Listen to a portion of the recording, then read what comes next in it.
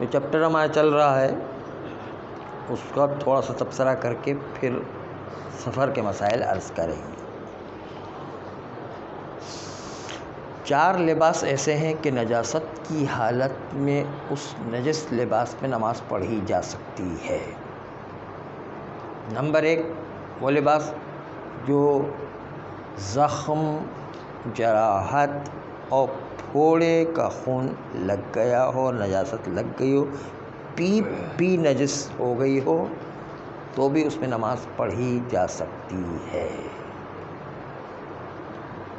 چونکہ وہ خود پیپ و خون ملا ہوا ہوتا ہے زخم میں، تو وہ جراحت، زخم اور ایسے ہی پھوڑے پھنسی وغیرہ میں پیپ اور خون مل جایا کرتا ہے تو اس نجاست میں بھی نماز پڑھ سکتے ہیں۔ کیونکہ آپ نے دیکھا ہوگا کہ عام طور پر جب زخم ہو جاتا ہے تو اس کے ساتھ پیپ بھی ہو جایا کرتا، وہ بھی نجس ہو جاتی، خون سے ملی ہوئی ہے، اس لیے تو اسی پٹی کے ساتھ جس میں خون اور پیپ ملی ہوئی اس میں بھی نماز پڑھنے میں بھی حرج نہیں ہے، عام حالات میں، اختیاری حالت میں۔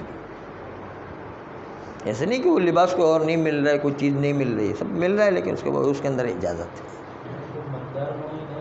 اس میں کوئی مقدار نہیں ہے، جتنا بھی زخم ہو، جتنا بھی پھوڑا پھنسی ہو، جتنی پیپ ہو، کوئی مسئلہ نہیں ہے، اس میں کوئی مقدار نہیں۔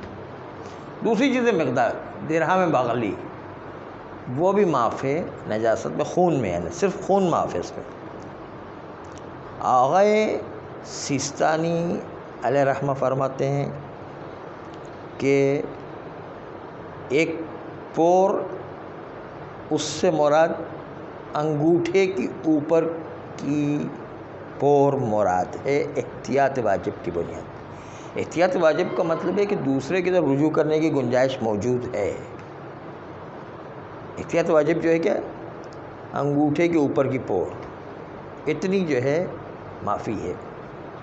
احتیاط واجب میں دوسرے مجتہد کی طرف رجوع کریں گے تو وہ کچھ اور کہتے ہیں۔ آغائے خوئی کہتے نہیں، یہ یعنی انگشت شہادت کی اوپر کی پور، اور اس میں فتویٰ دیتے ہیں، احتیاط واجب نہیں لگاتے، فتویٰ دیتے ہیں کہ یہی ہے بس۔ اچھا، ایک نقطہ جو ہے فقہی نقطہ، اگرچہ کہ آپ کے کام کا نہیں ہے لیکن اس کو سنتے چلے، کان میں بات پڑی، کبھی کبھی کام آ جاتی ہے۔ احتیاط واجب کا مطلب ہے مجھے نہیں پتہ، یہ جو ہے ذہن میں رکھیے گا۔ احتیاط واجب کوئی مجتہد لگا رہا ہے تو اس کا مطلب یہ سمجھیے کہ مجتہد کہہ رہا ہے کہ میں اس مسئلے کو حل نہیں کر سکا ہوں، اور فتویٰ دے تو اس کا مطلب میں اس مسئلے کو حل کر سکا ہوں، روایات و قرآن کی روشنی میں۔ ہاں، دونوں فرق ہوتا ہے۔ تو آخوئی کہتے ہیں کہ میں نے مسئلے کو حل کر لیا ہے، ایک پور سے مراد شہادت کی انگشت کی اوپر کی پور، یہ دونوں چیزیں تو آپ نے ملاحظہ فرمائی۔ دوسری چیز تو یہی تھی، پہلی چیز تو وہی زخم پھوڑا تھا، اور دوسری چیز ایک درہم بغلی جتنا خون لگا ہو تو معاف ہے۔ خون سے مراد حیض و نفاس کا خون نہیں ہے، اور نہ جو ہے کوئی اور خون جو ہے، بلکہ جو انسان کے بدن سے نکلتا ہے، انسان سے اڑتا ہے، مثلا زنجیر مارتے وقت اڑ جاتا ہے مثلا، وہ معاف ہے۔ اور تیسری چیز کہ انسان مجبوری کے عالم میں کہ نجس لباس کے علاوہ کوئی چیز ہی نہیں ہے اس کے پاس، مجبوری میں پڑھنا پڑ رہا ہے، اس کے علاوہ کچھ چارہ ہی نہیں، اور جو ہے ابھی اتنا ٹائم بھی نہیں ہے اتنے لباس تہیہ کرنے کا، جو ہے وہ کوئی زمینہ ہی نہیں ہے کہ ہم پاک لباس پہن سکیں، تو نجس لباس ہی میں نماز پڑھ لی جائے، یہ تیسری چیز ہے۔ اور چوتھی چیز وہ لباس جس سے نماز تمام نہیں ہوا کرتی، جیسے موزے، ٹوپی، رومال، جیسے شرمگاہ نہیں ڈھکتی ہے، وہ نجس ہو جائے تو اس میں بھی نماز صحیح ہے۔ یہ تو تفصیلات چاہتا ہے جو انشاءاللہ آئندہ، ابھی جو ہے وہ سفر کے مسائل عرض کریں گے کچھ، کہ آپ کو سفر پر جانا ہے تو اس میں جو واجب چیزیں ہیں وہ آپ کے ذہن میں رہے۔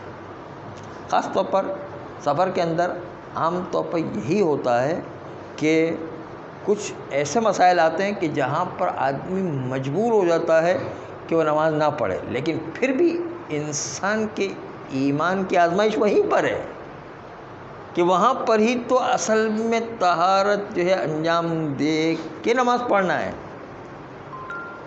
حتیٰ یہ کہ اکثر طالب علموں کو بھی دیکھا گیا ہے کہ اس وقت نماز چھوڑ دیا کرتے، تو آپ کو نہیں چھوڑنا ہے وہ نماز۔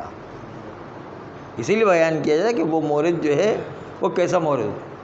آپ ٹرین میں بیٹھیں اور ٹرین میں جو ہے اتفاق سے غسل جنابت واجب ہو گیا، اب وہ کہاں غسل کرنے جائیں گے؟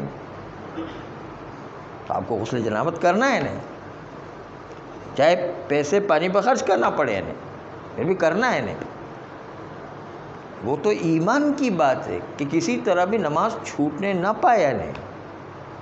اور ٹوائلٹ میں جا کر پانی آتا ہے تو ٹھیک ہے، ورنہ بوتلیں خرید کر کے بھی وہ غسل کرنا ہے، جتنا واجب غسل اتارنا ہے نا اوپر۔ نل میں تو عام طور پر پانی آ رہا ہوتا ہے ٹرین میں، لیکن اس کو کسی طرح مینیج کر کے غسل جنابت انجام دینا، وہ بھی صبح کے وقت جو ہے وہ نماز کا وقت بھی بہت تنگ ہوتا ہے نا، اور غسل جنابت پیش آئے تو پھر جو ہے بڑا مسئلہ ہو جاتا ہے۔ اگر وہ بھی نہیں کر سکتے تو کم از کم لباس پاک پہن کے فوراً جو ہے بدن کو بھی پاک کر کے فوراً جو ہے تیمم کر کے نماز پڑھ لیں۔ تو یہ دو بڑی زحمتیں ہیں، اس لیے کہ اتنی زحمت ہے کہ عام طور پر طالب حضرات بھی چھوڑ دیا کرتے ہیں، اس میں بڑی زحمت ہے۔ زحمت آپ کو بتا رہے ہیں کہ کیا زحمت ہے۔ ایک صاحب جو ہے ہمارے ساتھ سفر کر رہے تھے، اور کسی طالب علم کا انہوں نے کہ بھائی لوٹا بھر کر کے لے کر آئے پانی کا، وہ جو ہے نیچے اسٹیشن پر کیا، وہ بیچارے لوٹا بھرنے گئے تو ٹرین چل پڑی بیچاری۔ تو یہ مسائل ہوتے ہیں، ٹرین چل پڑتی وہاں پہ، اتنا آسان تھوڑی کوئی چیز جو ہے وہ بڑی، تو بیچارے بھاگتے بھاگتے بڑی مشکل سے چڑھے ہیں، تو یہ بڑا مسئلہ ہے۔ تو اسی طرح جو ہے نیچے اتر کر کے تیمم کر کے نماز پڑھنا ہے، تاکہ وہ تیمم پر مٹی پر تیمم کرے پھر نماز پڑھنا ہے نا کسی۔ اگر آپ تیمم کر کے وہیں پر نماز پڑھیں جو شروع کے پتہ چلے ٹرین ہی چلی گئی نہیں، اس لیے تیمم کر کے کبھی کبھی ٹرین میں چڑھ کے نماز پڑھنا پڑتی ہے، تاکہ جو ہے نماز آپ کی ٹرین ہی میں ہو جائے۔ کچھ لوگ جو ہے نماز پڑھتے پڑھتے ابھی تیمم کر کے نماز شروع کی، ٹرین چل گئی تو ٹرین کے چلنے کے بعد وہ تیمم والی نماز توڑ دینا پڑتی ہے، پھر آ کے نماز جو ہے، ورنہ ٹرین ہی چلی جائے گی، بڑے عسر و حرج کا شکار ہو جائے گا۔ کوشش کرے کو نیچے ہو جائے تو اچھی بات ہے، ٹائم ہے، نہیں ہے تو نماز توڑ کے بھی ٹرین میں جانا ہے، اور ٹرین پھر واپس نہیں آئے گی، ہاں گئی تو گئی ہے نا۔ تو وہاں پر جو ہے تیمم کر کے نماز پڑھنے کی وقت ہے تو وہیں پر نماز پڑھے، نہیں ہے تو اندر ٹرین میں آ کے نماز پڑھنا ہے۔ بہت مشکل مسئلہ ہوتا ہے جب ٹرین کے اندر آدمی پر غسل جنابت واجب ہو جائے، وہ بھی صبح کی نماز کے وقت، تو یہ بہت مشکل مسئلہ ہوتا ہے، جس میں بڑی ہمت چاہیے۔ آپ کی ایمان کی طاقت کتنی وہ آزمائش ہے، سمجھیں، یہ پہلی آزمائش ہوگی آپ کے سفر میں آنے۔ پہلے تو کوشش ہے غسل جنابت ہو نہ ہے، اگر ہو گیا تو آپ کی ایمان کی آزمائش ہے، بڑا مشکل مسئلہ ہے نا، مرحلہ مشکل ہے، اس لیے ذرا اس کو آزمائش کے مرحلے میں رکھنا ہے کہ کسی طرح بھی نماز قضا نہ، تب تو آپ کی زیارتوں کا فائدہ ہے کہ واجبات انسان کے درمیان میں چھوٹ نہ جائے۔ اگر درمیان چھوٹ جاتے، جیسے جو آغا سیستانی بلکہ تمام مہاراجوں نے لکھا ہے کہ اگر کوئی اسلامی ملک سے باہر یورپ میں رہتا ہے، اگر وہ اپنے واجبات اور حرام کی پابندی یورپ میں رہ کے نہیں کر سکتا ہے تو اس کے لیے یورپ میں رہنا ہی حرام ہے، اس کو تو اپنے اسلامی ملک میں پھر دوبارہ پلٹ کر آنا ہے، کیونکہ اس سے واجبات چھوٹ رہے ہیں، حرام جو ہے وہ بچ نہیں پا رہا ہے، اس کو تو فوراً اس کو جو اپنے شہر آ جانا چاہیے۔ جو اپنے واجبات کو نہیں انجام دے سکتا، حرام سے نہیں بچ سکتا، اس کو تو جو ہے باہر رہنے کی اجازت ہی نہیں ہے۔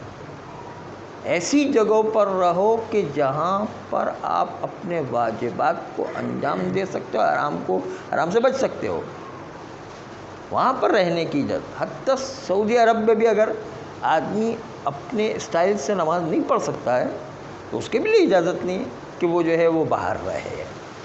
وہ ٹھیک ہے دوسروں کو دکھانے کے لیے ان کے سامنے ان کے حساب سے پڑھ لے، لیکن پھر گھر میں آ کے جو ہے وہ اپنی سیدھی نماز پڑھ سکے، تو وہ ٹھیک ہے، لیکن جو مستقلاً جو دوسروں کے طریقے پر نماز پڑھنے کے اوپر مجبور ہو جائے اور ان کے بچے بھی اسی طرح تربیت پائیں اور اسی روش پر بچے بھی جو ہے بڑے ہو کر ہاتھ باندھ کے نماز پڑھ رہے ہیں، تو یہ جو ہے ایسی جگہوں پر رہنے کی اجازت نہیں ہے۔ اور عام طور پر سعودی عرب میں رہنے والوں کی حالت یہی ہو جاتی ہے کہ وہ ان سے بہت متاثر بھی ہو جاتے ہیں اور پھر ان کے بچے تو بن ہی اسی طرح جاتے ہیں، اس لیے وہاں پر رہنے کی اجازت کہ اپنے واجبات حرام میں کوئی خلل پیدا نہ ہو رہا ہو۔ تو یہاں پر بھی ہے کہ آپ زیارت کرنے جا رہے ہیں مستحب، اس کے نتیجے واجبات و حرام نہ چھوٹ جائے، واجبات کی پابندی کرنا ہے، حرام سے بچنا ہے، تب تو آپ کی زیارت کام کی ہے، ورنہ زیارت کام کی نہیں۔ امام رضا علیہ السلام کی خدمت میں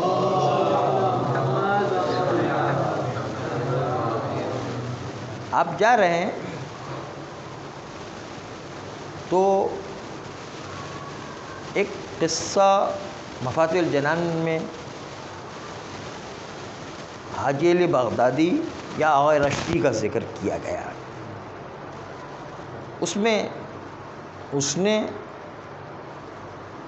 زیارت کر کے اس کو بغداد پہنچنا تھا، جب بغداد جا رہا تھا تو راستے میں بدو عرب ملا، اس نے کہا کہ جو ہے آپ کاظمین کی زری تو قریب ہی ہے، آپ جا کر کے وہاں سے جانے کے بعد آپ بغداد پہنچ جاؤ گے۔ کہا مجھے جو مزدوروں کی تنخواہ دینا ہے، میرے پر ذمہ داری ہے۔ راستے چلتے چلتے جو ہے پتہ چلا کہ یہ تو بہت بڑا عالم ہے۔ پوچھا کہ اچھا آپ یہ بتائیے کہ میں نے 80 تومان مجھ پر خمس واجب ہوا تھا، اس میں سے 60 تومان خمس، اس زمان تومان بہت بڑا تھا، انہیں 80 تومان میں سے 60 تومان میں نے آغا شیخ مرتضیٰ انصاری رحمۃ اللہ علیہ کو دیے اور 20 تومان میں نے جو ہے اپنے شہر میں آغا شیرازی کو دیے، تو کیا میرا یہ خمس قبول ہے یا نہیں؟ تھوڑا سا دل میں خلش پیدا ہوتی ہے کہ قبول ہوتا ہے کہ نہیں ہوتا ہے۔ میں کہا ہاں قبول ہے، بالکل، میں نے اس کو قبول کیا۔ پھر دیکھا کہ یہ تو بڑا عالم ہے، پوچھا کہ اچھا میرے دوست نے، اچھا میں نے یہ زیارت کی ہے امام کی، تو میری زیارت قبول ہے؟ کہا آپ کی زیارت قبول ہے۔ کہا میرے دوست نے بھی میرے ساتھ زیارت کی، اس کی قبول ہے؟ کہا اس کی بھی قبول ہے۔ کہا 2 اور فرد بھی ہمارے ساتھ شامل ہو گئے تھے، وہ بھی قبول ہے؟ کہا نہیں، ان کی زیارت قبول نہیں ہے، اس لیے کہ وہ سارے راستے جوا کھیلتے ہوئے آئے ہیں، شراب پیتے ہوئے آئے ہیں، ہنسی مذاق اڑاتے ہوئے آئے ہیں، غیبت کرتے ہوئے آئے ہیں، اس لیے ان کی زیارت قبول نہیں ہے۔ تو جو حرام کرتے ہوئے آئے گا تو اس کی زیارت کہاں قبول ہوگی؟ اس لیے راستے میں ان چیزوں کا خیال کرنا کہ واجبات نہ چھوٹ جائے اور حرام کی پابندی ہم اپنے لیے برداشت کر سکیں۔ راستے میں مشکلات ضرور آئیں گی، مشکلات ہی تو آدمی کی آزمائش، اور وہی تو دیکھنا کہ زیارت میں آپ کتنے اپنے اس مطلب پر باقی رہتے ہیں اور کتنا باقی نہیں رہتے ہیں۔ یہ تو آزمائش کا دور ہوتا ہے، اس لیے کچھ بھی ہو جائے واجبات کو نہیں چھوڑنا ہے، حرام سے بچ کر کے سارا راستہ گزارنا ہے۔ اس لیے پروردگار آپ سب کو موفق و مؤید رکھے، انشاءاللہ آپ کی زیارتیں قبول ہو، آپ کی دعائیں حاجتیں بھی قبول ہوں، اور آپ لوگوں کی جو آرزو و مقصود ہے پروردگار اس آرزو تک آپ کو پہنچا دے۔ پروردگار ہم سب کی عاقبت خیر کرے، اور سب سے التماس دعا ہے کہ ہم سب غریبوں کے لیے بھی آپ جو ہے حق میں دعا کیجیے گا، خاص طور پر حوضے علمیہ کے قائم ہونے کی دعا کیجیے گا۔ پروردگار ہم سب کو حوضے کو قائم و آباد و تاسیس کرنے کی توفیق عطا فرمائے۔